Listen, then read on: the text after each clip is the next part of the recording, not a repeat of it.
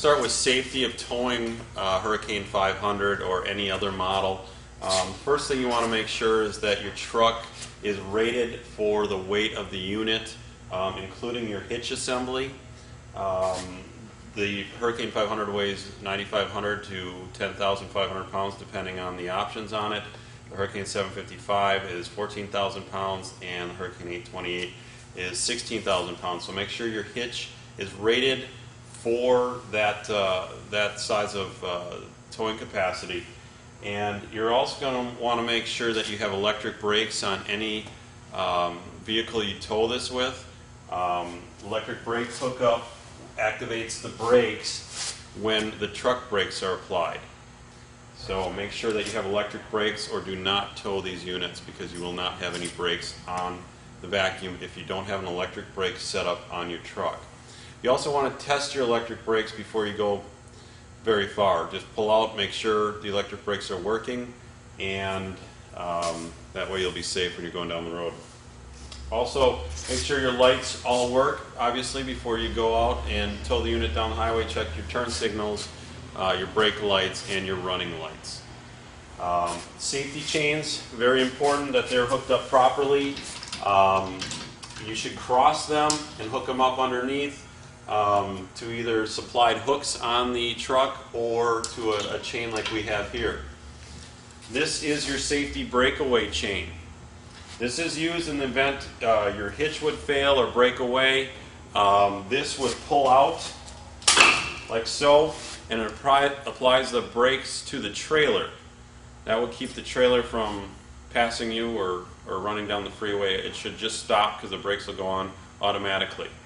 If you ever pull this out for any reason, put it back in because it will run the battery down. When trailering the Hurricane vacuum, make sure the unit is level.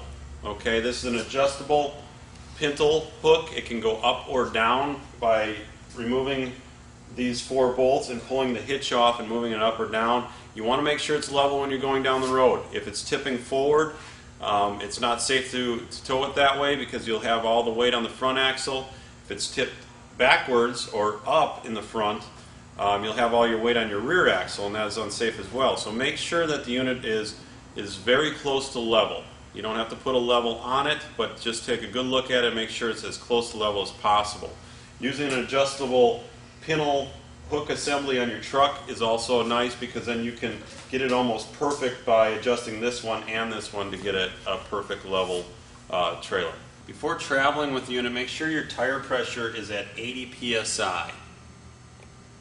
Before removing the trailer from your trucks, make sure you set the wheel chocks under the wheels. Some models may have a parking brake which would be located in this area. Set the parking brake before disconnecting from the truck. Next step is to disconnect the trailer from the truck. What you're going to want to do is disconnect your electrical plug for your lights and brakes, your safety chains,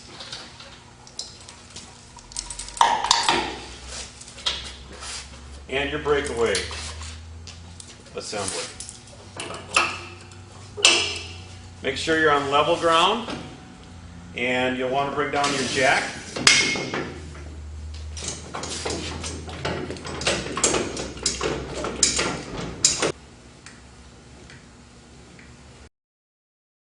Some Hurricane vacuums have a hydraulic leveling foot. Pull the lever and the foot will extend, raising the front of the vacuum.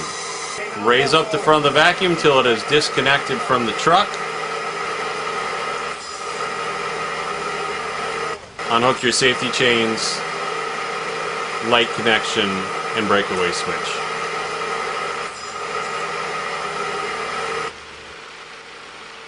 After the unit is disconnected from the truck, you want to level the trailer using the jack stands. The first step would be to start the engine, and if you have the hydraulic jack system, you're going to want to start the engine and lower the front of the trailer down.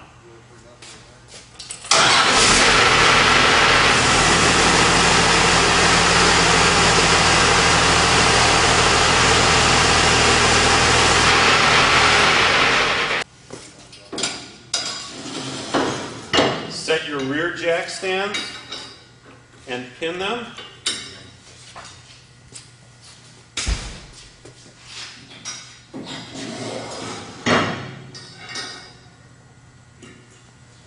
Now we're going to raise the front of the trailer up so the weight is on these rear jack stands, and we're going to get the machine as close to level as possible.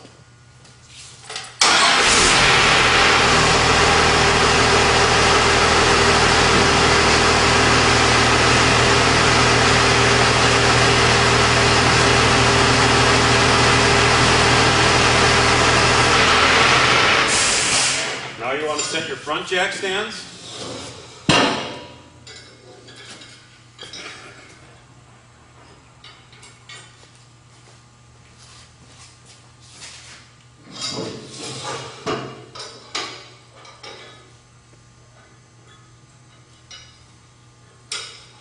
Now we're going to raise this jack up so all the weight is on the 4 jack stands. Never leave this hydraulic foot down. Bottom line is you always want to bring this up when you're done, get in the habit of that, so you do not leave it down when you're driving away with the truck and you may catch a curb and rip it off. Okay, so I'm going to start it and lower it down.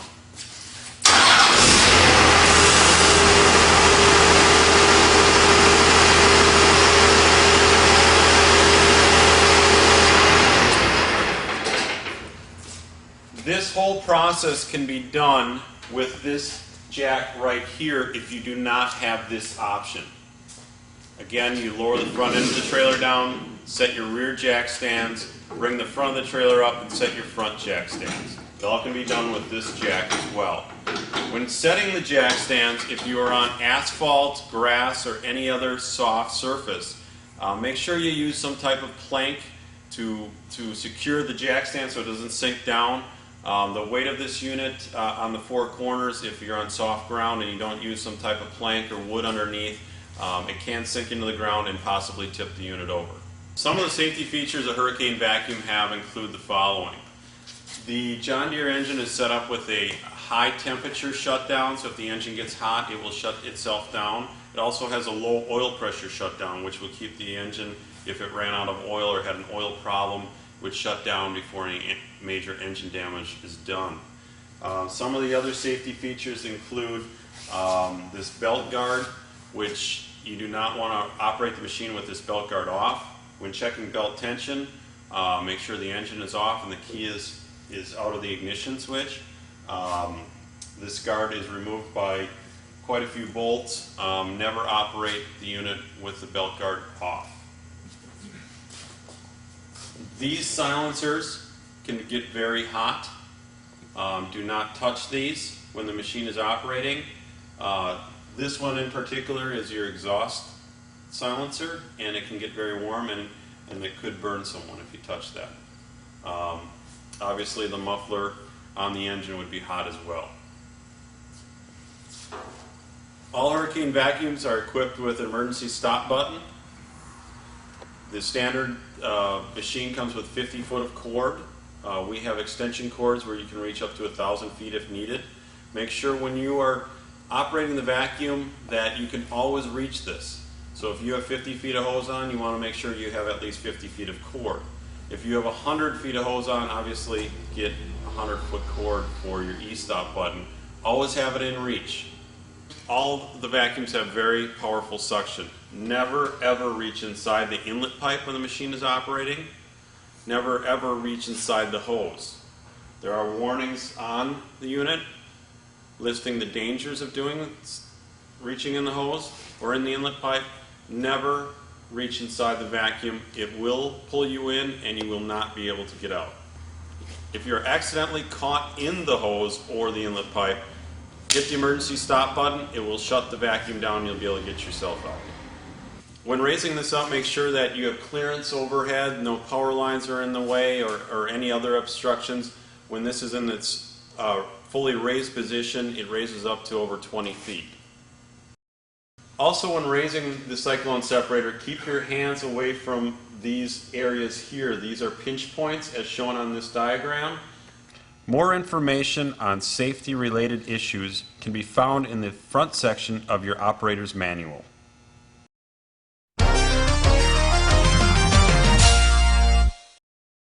Before operating the machine for the day, make sure you go through your daily checks, and that includes the following. First, check your engine oil. This is your dipstick here. Pull it out and check it. Engine oil is a SAE 15W40. There is a label on the machine. You also want to check your clutch adjustment, and that is done by, with the engine off, just snapping in the clutch, making sure it snaps in nice and hard. It should take a little bit of effort to snap that in. It should not be easy to put in. If it does need adjustment, you remove this cover with the engine off and follow the instructions on the cover to adjust the tension. But again, make sure you have to snap it in nice and hard. The blower has two sight glasses because it has two separate oil reservoirs. You have to check them both. If one is full, that does not mean the other is full as well. You have to check both sight glasses. And the one is located right down in this area, and the other one is on the other side. You'd have to go around the machine to look at that sight glass. Make sure you check both sight glasses. The oil should be right to the center of the sight glass when the unit is level. If you need to add oil, use only what we recommend. AMSOIL 220. We sell that, or you can pick it up from your local AMSOIL dealer. Also, you want to check your air cleaners by removing this cover. There's two air cleaners inside here, an inner and an outer air cleaner. Check your air cleaners for cleanliness. Replace as needed. You can blow them out or bang them off if you need to, but do not operate the machine with dirty air cleaners. It will blow black smoke when you have a dirty air cleaner. That's one of the indications that you either have your air cleaners are dirty or you have a dirty fuel filter. So check these daily and make sure they're installed properly.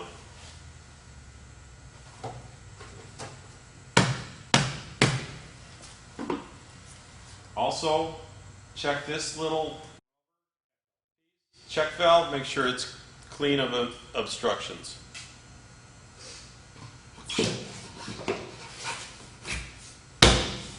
All Hurricane's vacuums have an air dryer mounted in this area on the side of the engine. The air dryer takes moisture out of the compressed air system. It needs to be serviced every 300 hours. If you see a lot of moisture in your air tanks, or you're getting oil or water dripping out of this area, this needs to be rebuilt. One of the things that you want to do at the beginning and the end of the day is to drain off your air tank to make sure there's no moisture in it. Very important at the end of the day to get all of the moisture out of the tank by just reaching down and draining off the tank, making sure there's no moisture, running it all the way down so there's zero air pressure in the tank. It's also not a bad idea at the beginning of the day just to crack that open and make sure that there is no water in it. There are several grease fittings on the Hurricane vacuum. Down here on the arms, you have two here. You have your suspension grease fittings between the axles. You also have grease fittings on the top of the arms and the top of the towers. These get greased once a week, and you want to use 1 or 2 pumps with a hand grease gun. You want to check your antifreeze daily. Make sure the engine is cool before you remove the cap. The cap is right on top of the engine here. Remove that, check the level, make sure it's full. If not, make sure you add coolant to it. Also, make sure this radiator cover is clean. If it needs to be cleaned, you can pressure wash it or remove these bolts here, and it actually is hinged so you can actually wash it from the inside as well. Your hydraulic system on this machine is pretty maintenance free. There is one filter on here that we recommend you change every 500 hours. But as far as the hydraulic oil goes, it really doesn't burn any hydraulic oil. You just want to make sure that you have between 1/2 and 3/4 of a tank. You do not want to fill it over 3/4 because the hydraulic oil expands, and if you have it full and it expands, obviously it's going to run out all over the place. So 1/2 to 3/4 is a proper level for your hydraulic oil. Always top off your diesel fuel every day. Make sure the tank is full. You do not want to run a diesel engine out of fuel. To fill, insert the key, the gold key that says Velvac on it. The cap is a Velvac cap, so it's easy to find out which key it is. Turn the key, remove the cap,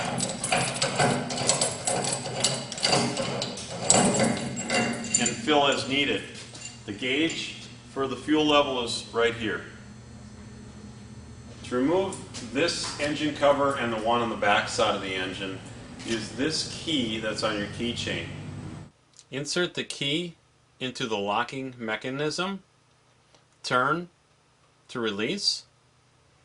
Do this on both sides, then remove the engine cover.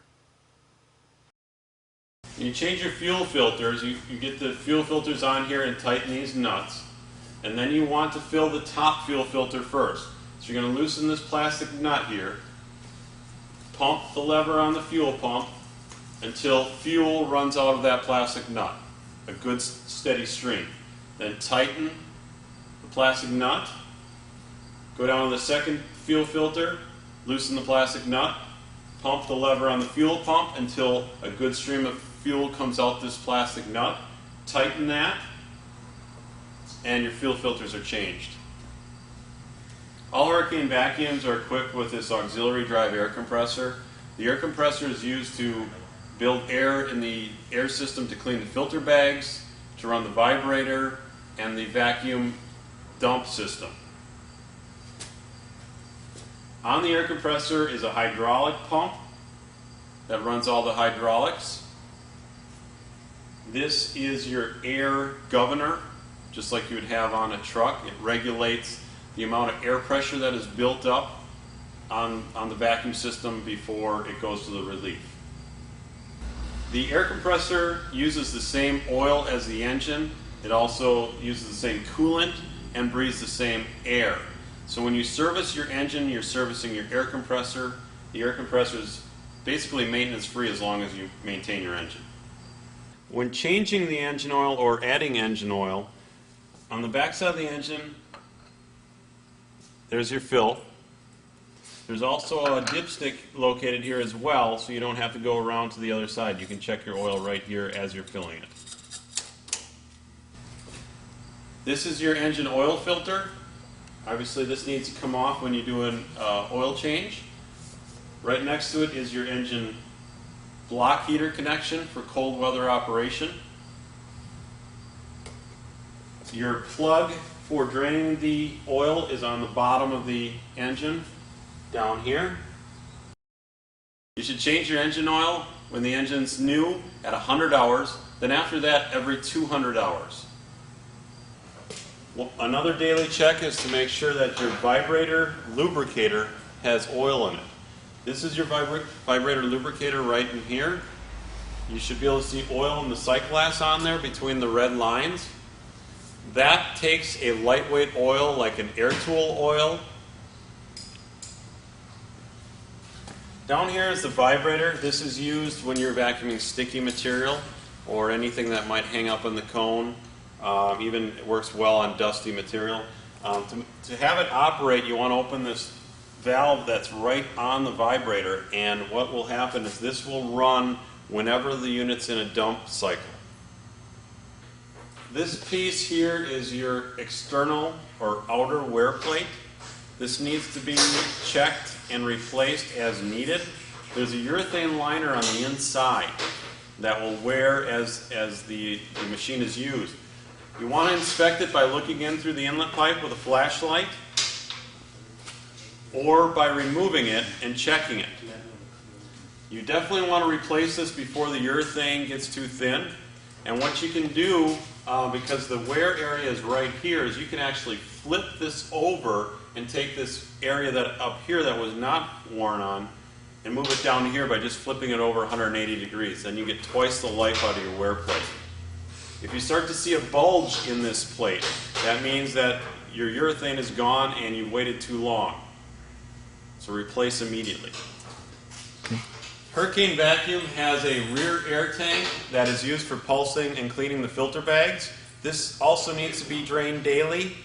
The drain for this tank is right on the side of the bag house. Drain that down at the end of the day as well. This is your inspection manhole. This is used to check the cleanliness of your filter bags, to see if all the material is out of the inside of the hopper when you're operating it.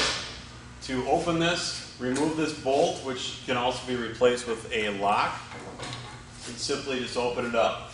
As you can see, there are your filter bags, and if you're on a ladder, you can look down at the cleanliness of your comb. Inside this housing is your blower safety filter, or in some machines your HEPA filter.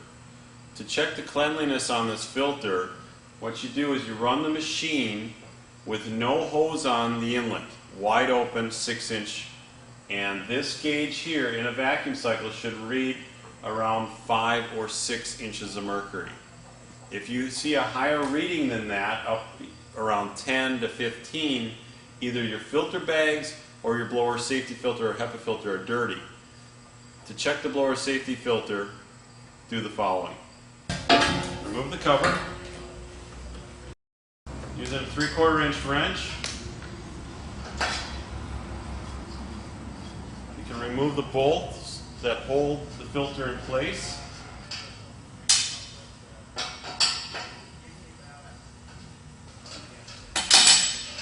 Okay, when the 2 bolts are removed, you lift the filter out and check it for cleanliness.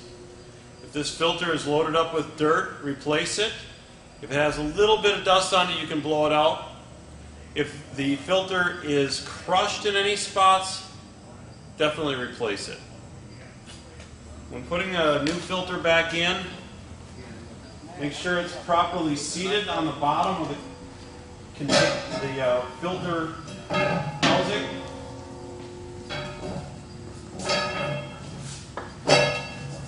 It's nice and flat and sealed properly on the bottom. And then just reverse steps, just put the 2 bolts that held it in place, tighten those back down, and you're done. The way to check belt tension is to remove the belt guard.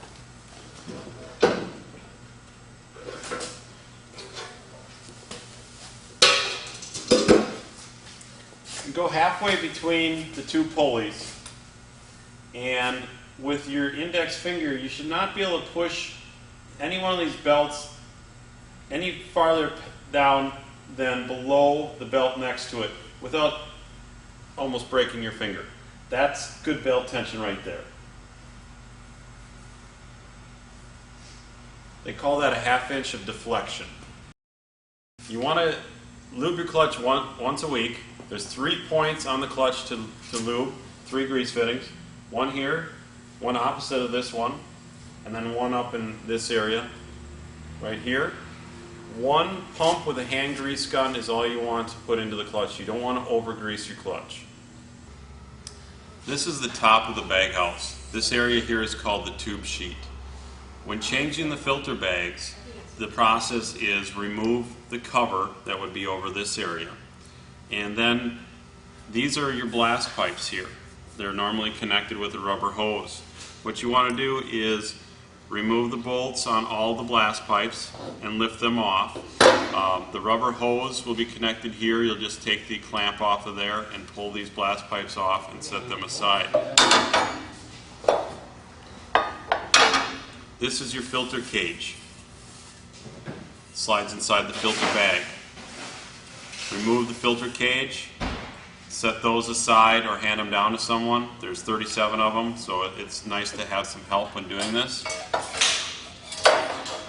This is your filter bag here, and to remove that, take a screwdriver and you push in on the filter bag and just kind of fold it in half like that, and then you can pull it right up and out.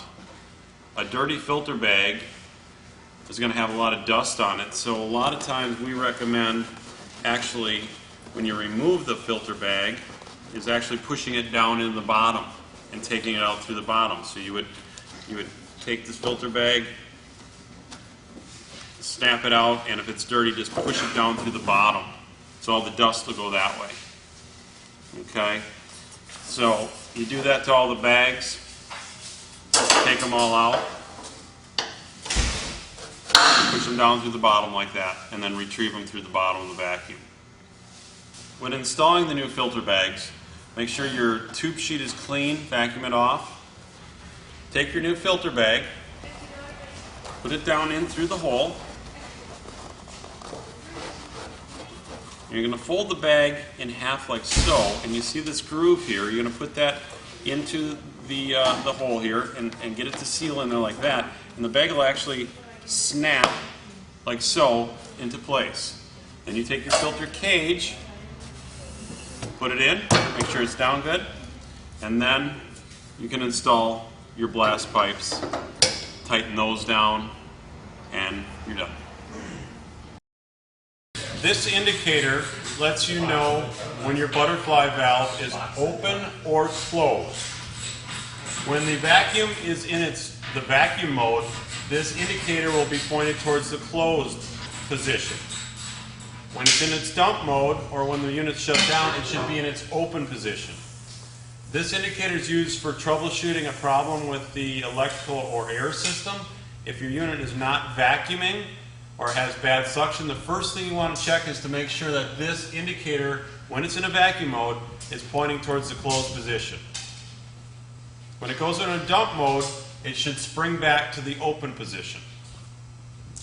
When the vacuum's in the closed position or the vacuum mode, and you hit the e-stop button, you will see this spring back to the open mode as shown right now.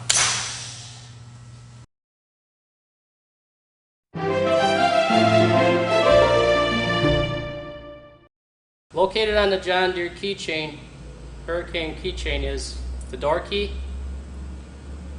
fuel key, instrument panel key, your toolbox key, and the John Deere key to start your engine. When the machine is set up and ready for operation, you want to make sure that you have good air pressure on your gauge, and good air pressure is between 90 and 120 psi. Without that, the machine won't operate properly. So first thing is, before you vacuum, is check your air pressure gauge. On some of the older machines, the air pressure gauge is actually down on the air tank. Next thing you want to do is make sure your clutch is disengaged and start the engine. And you do that by turning the key until the engine starts. On some of the older models, you have push in a button to start the engine. So once the engine is started, on the newer models, you have this instrumentation here, which will tell you the engine RPM, and you can also hit these buttons here and find things like hours on the engine, engine temperature, oil pressure, oil temp, and quite a few other things. More information on this is in the manual. The older engines have just your tachometer, your basic gauges, your tachometer, your oil pressure, coolant temperature, all in gauges like this. Okay, so when the engine is started, then, and you have good air pressure, you're going to want to engage your PTO. Then you will check your vacuum and dump time, make sure that you selected the proper vacuum and dump time that you need. Then you will turn on your dump switch and your baghouse switch, and then throttle the unit up to full RPM. Before you turn off the engine, it's not a bad idea to, with the clutch disengaged, to turn on your baghouse switch and let the filters pulse to clean themselves without any vacuum on them. With the clutch disengaged, the vacuum pump's not turning, so you don't have any vacuum suction on the bags, so they clean better. Just let the bags pulse for maybe 5 minutes if you have it, or even a couple minutes helps. It knocks all the dust off the filter bags. And it also helps the engine cool down, letting it run at an idle like this with the filter bags pulsing. You never want to shut the engine down. You never want to shut the engine down when it's hot, real hot. So you want to throttle it down and let it run for a couple minutes at least, maybe 5 minutes if you have the time, before you turn the engine off. To turn off the engine, just simply turn off the key switch. remove the key. The other way you can shut it down is to hit your emergency stop button, then hit these switches, throttle the unit down, and disengage your PTO.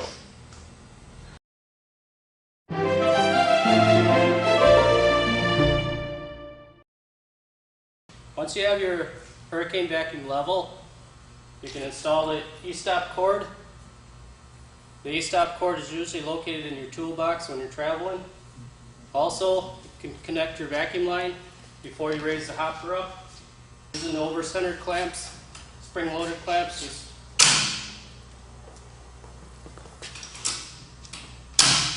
and then make sure it's good and secure. Remove the travel safety pin.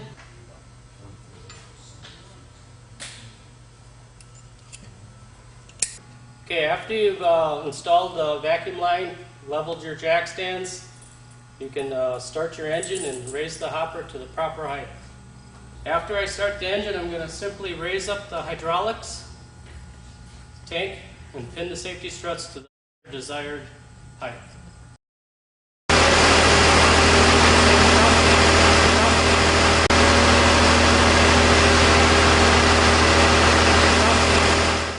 Located here are your safety strut pins. Remove the pins off the travel position. Install them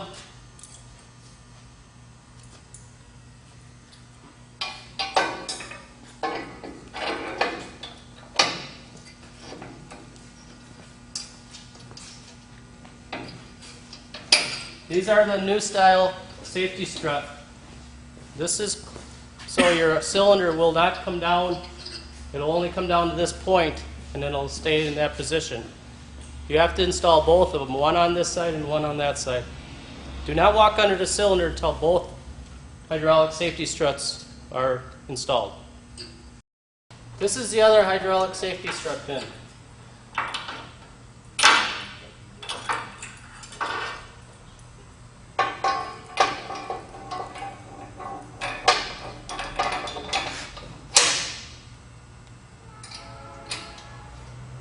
Okay, once the safety strut pins are installed, you can just leave it, the cylinder to gradually come down and rest on the hydraulic. Will not let it come down any farther.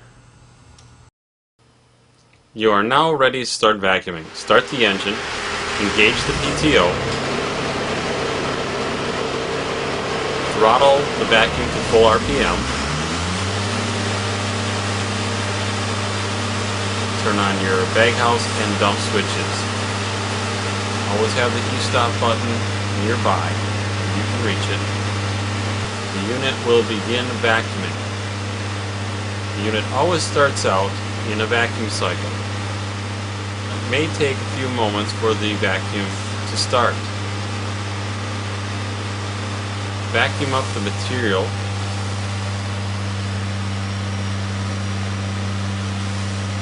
The unit will automatically fill and then go into a dump cycle. Now it's time to shut the vacuum down. Turn off your baghouse and dump switch. Throttle the engine down.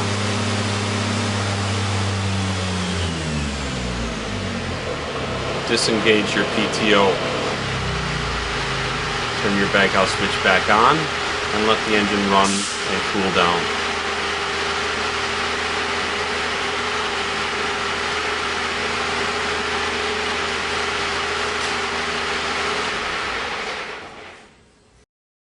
What we're going to do now, we're all done with the job site. We're going to pack it up and get ready for the travel position. Since it wasn't running, we're going to start the engine and we're going to lower the cylinder down. First thing you have to do though is remove your safety strut pins. Located on the side of the unit is where they go in the travel position so you don't lose them for the next time.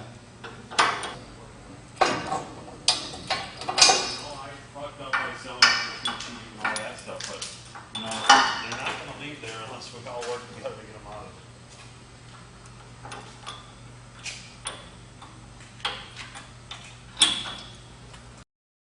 it. We'll go back over to the main engine compartment, start the unit, and lower the hopper down in the travel position. After the unit is running, the left operates this tank up and down. You have to have the unit started to run your hydraulics. So can we get As the unit's coming down, So and then the black hopper hose, the 6-inch hopper hose, must come on the inside of the X brace. So as you're lowering it down, be careful and watch the 6-inch hopper hose.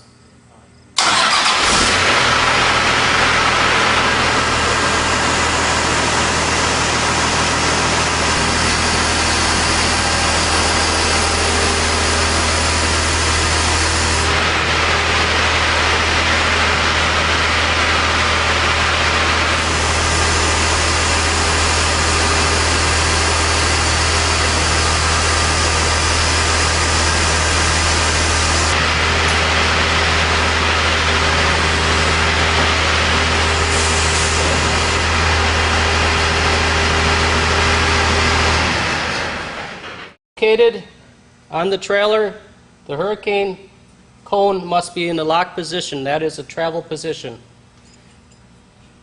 Safety pin, install the pin before you travel.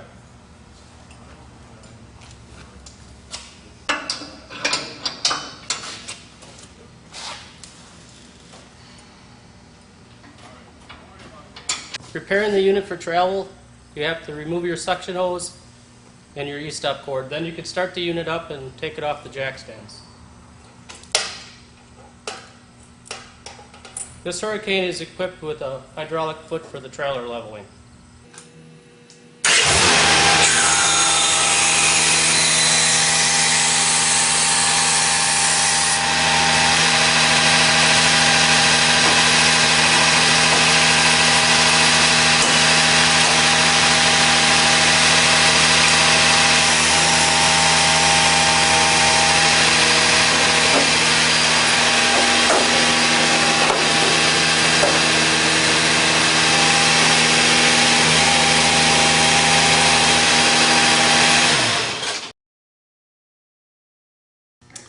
Please feel free to contact us at any time regarding any of our hurricane models or products.